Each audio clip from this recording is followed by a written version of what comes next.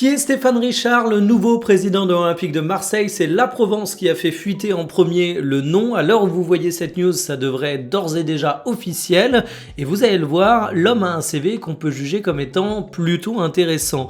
Déjà, il a une carrière en politique qui devrait vous parler vu les noms auxquels il est associé. Il a été conseiller technique pour DSK quand il était ministre de l'Industrie, directeur de cabinet pour Jean-Louis Borloo et Christine Lagarde. C'est un haut fonctionnaire qui sort de HEC et de l'ENA. Dans le privé, France Télécom de 2009 à 2011, il était directeur international, puis à la gestion des opérations en France. C'est un contexte social qui était alors extrêmement compliqué.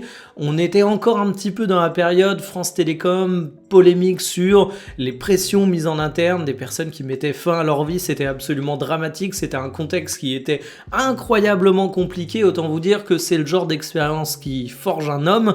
On a évidemment beaucoup parlé de son expérience à Orange, puisqu'il en a été le PDG de 2011 à 2022, Orange qu'on associe dans le foot au naming du Vélodrome notamment, et pour chercher du Marseillais, on va citer sa place au conseil de surveillance du grand port maritime de la ville.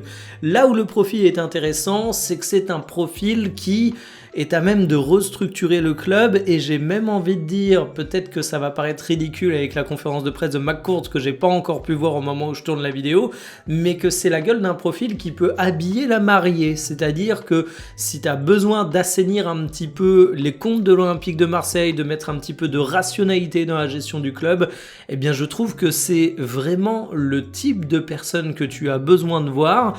Alors après, il faut pas oublier un truc, des mecs au CV impeccable qu'on débarqué dans le monde du foot et qu'on semblait perdre la raison, il y en a eu plus d'un dans le passé, mais en tout cas, le nom coche pas mal de cases.